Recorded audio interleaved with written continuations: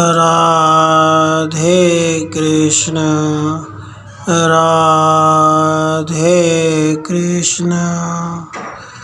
श्री कृष्ण द्वारा वसुदेव देवकी की बंधन से मुक्ति।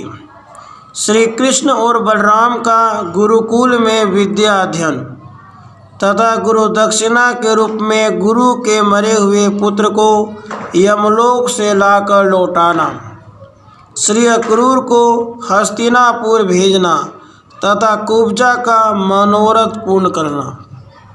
श्री नारद जी कहते हैं, राजन, उसके बाद भगवान श्री कृष्ण और बलराम साक्षात वृष्णिवंशियों से घिरे हुए देवकी और वसुदेव के समीप गए। नरेश्वर अपने दोनों पुत्रों को देखकर उन दोनों के बंधन उसी प्रकार स्वतः ढीले पड़ गए जैसे गरुड़ को आया देख नागपाश के बंधन स्वतः खुल जाते हैं।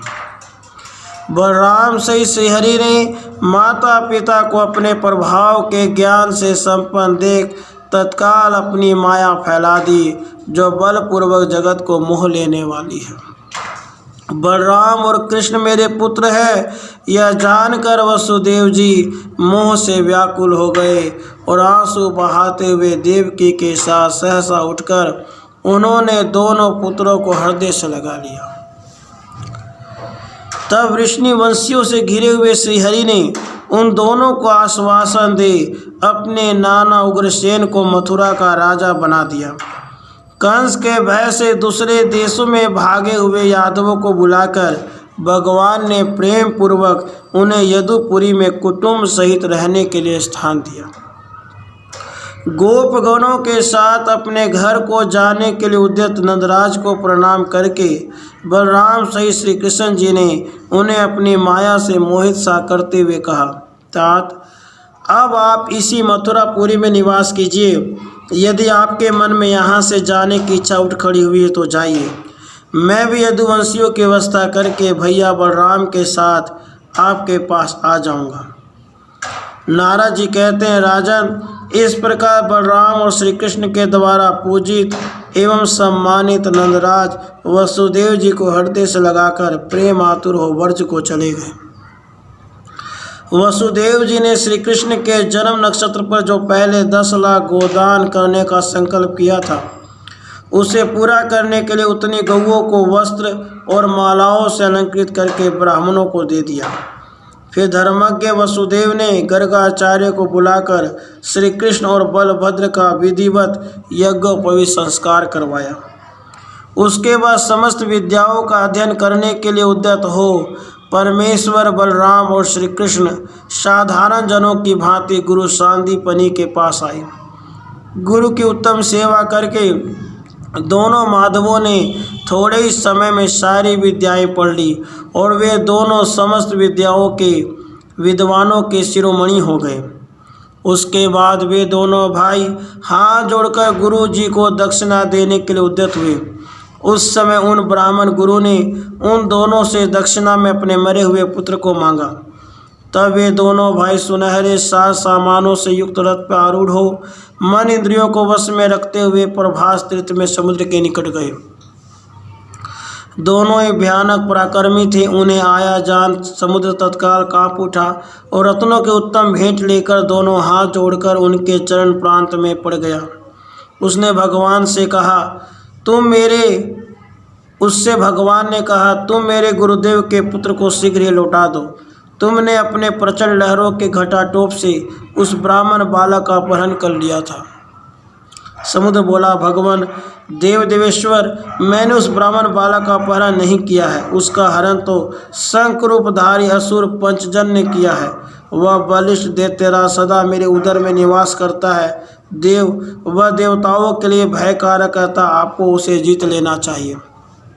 नारद जी कहते हैं, समुद्र के यों कहने पर भगवान श्री कृष्ण ने अपने कमर में दृढ़तापूर्वक वस्त्र बांध लिया और वे भयंकर शब्द करने वाले उस समुद्र में बड़े वेग से कूद पड़े।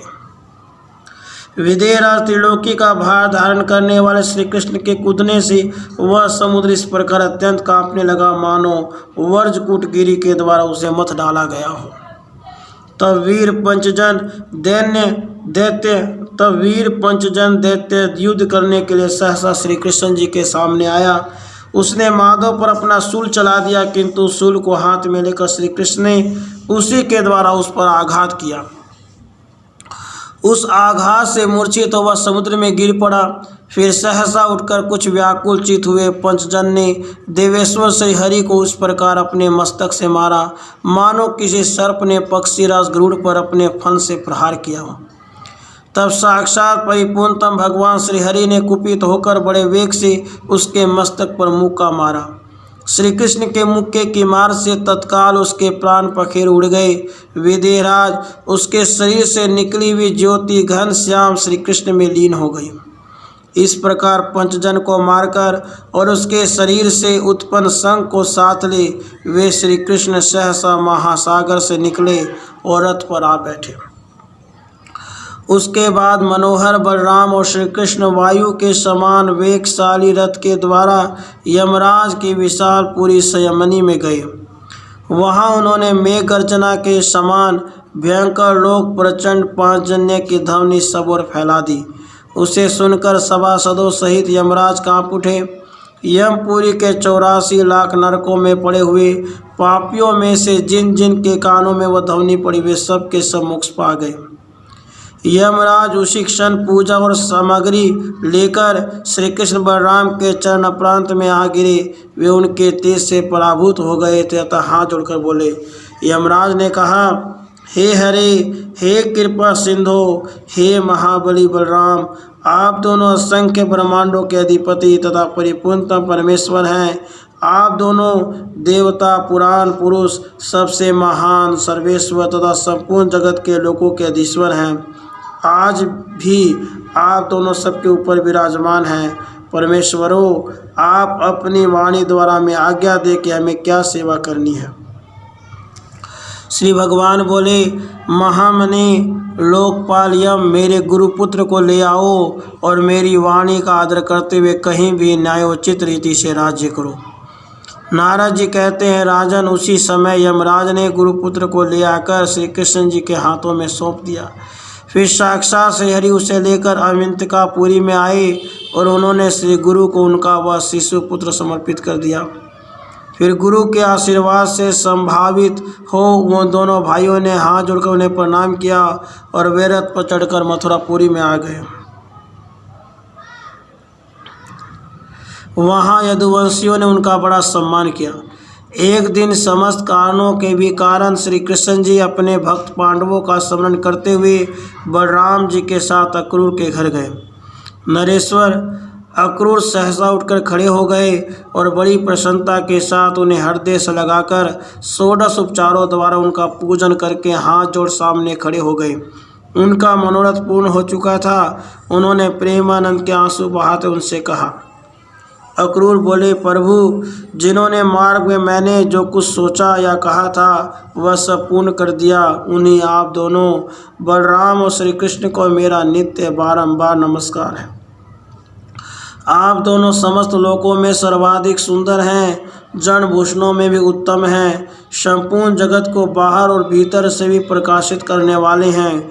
इस समय गौ, ब्राह्मण, साधु, वेद, धर्म तथा देवताओं की रक्षा के लिए आप दोनों यदुकुल में अवतीर्ण हुए हैं। परिपूर्ण तेजस्वी आप दोनों परमेश्वर कंस आदि दैत्यों का विनाश करने के लिए गोलोक धाम से भारतवर्ष के भूमंडल में पधारे हैं। मैं नित्य निरंतर आप दोनों को प्रणाम करता हूँ।